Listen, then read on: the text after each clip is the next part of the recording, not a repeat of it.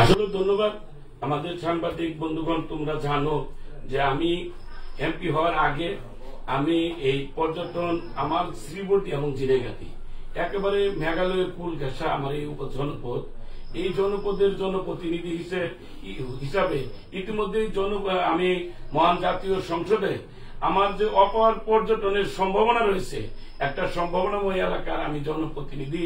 মাননীয় প্রধানমন্ত্রীকে আমি মহান সংসদ দৃষ্টি আকর্ষণ করছি।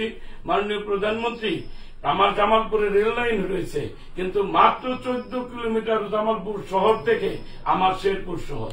আপনি যদি দয়া করে এই 14 কিলোমিটার রেল সংযোগ করে দেন, আমার যে পর্যটনের অপার সম্ভাবনা রয়েছে, হাজার হাজার পর্যটক আসবে, আমার শিলিগুড়ি জিনাইগাতির মানুষের কর্মসংস্থানের ব্যবস্থা হবে। এবং এখানে যদি আমরা কয়েকটা মোটেল করতে পারি, মানুষের নিরাপদ জায়গা করে দিতে পারি, তাহলে দেখা যাবে ওই অঞ্চলের মানুষ বেকারত্ব দূর হবে, কর্মসংস্থান সৃষ্টি হবে। এটা মাননীয় প্রধানমন্ত্রীকে ইতিমধ্যে আমি বলেছি। আপনারা এটাও শুনেছেন, হাতির তাণ্ডবের কথাও আমি বলেছি।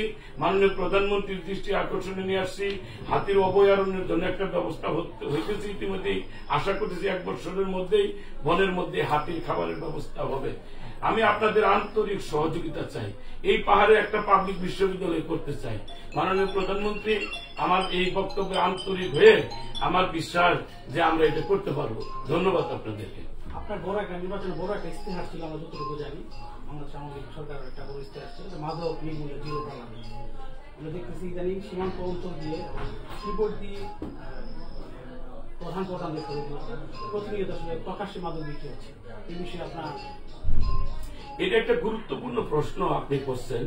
আসলে আমি একটা কথা বলি, মাদক আমাদের সমাজের একটা বড় আকার, বড় বেদি হিসাবে এটা মরণ বেদি হিসেবে আকার ধারণ করেছে। এই মাদক আমাদের মাননীয় প্রধানমন্ত্রী ইতিমধ্যে জানেন যে জিরো টলারেন্স।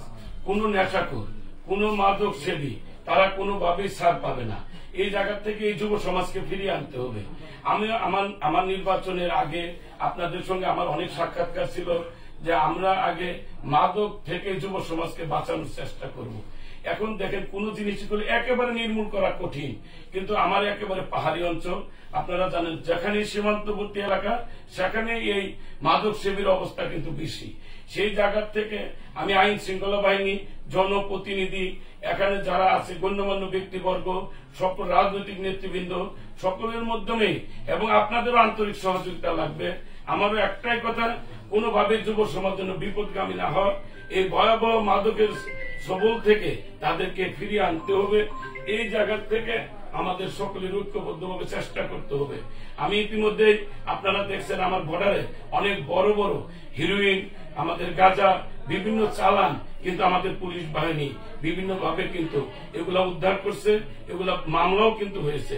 আমি বলে দিচ্ছি স্পষ্ট, আমাদের এসপি সাহেব সহ, পুলিশ সুপার সহ, জেলা প্রশাসক সহ, আমাদের যারা জনপ্রতিনিধি, বেগম মতিয়া চৌধুরী আমাদের অভিভাবক, যিনি মহান জাতীয় সংসদের উপনেতা, সদরের এমপি সানোয়ার হোসেন সানু, জেলা আওয়ামী লীগের সাধারণ সম্পাদক, উনি, আমি তিনজনে একেবারে বলছি মাদক এই অঞ্চলের জিরো টলারেন্স। মাদক সেবীদের কোনো ছাড় দেওয়া হবে না। সেই জায়গা থেকে আমাদেরকে শক্ত অবস্থান নিতে হবে। আমরা আগামী দিনে এই জায়গাটা আপনাদের সহযোগিতা চাই।